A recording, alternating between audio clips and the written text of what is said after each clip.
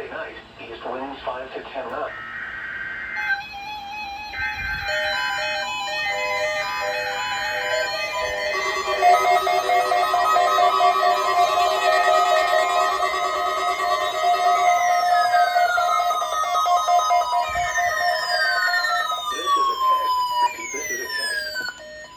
Tornado drill has been issued for all counties in southeast South Carolina through 9:30 a.m.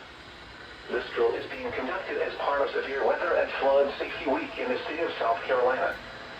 Schools, nursing homes, and businesses that are participating in today's drill should implement their tornado drill procedures now.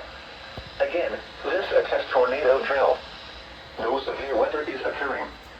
A drill cancellation message will not be issued.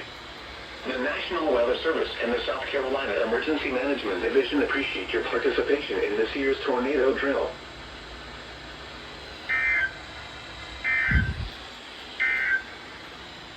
Synopsis for the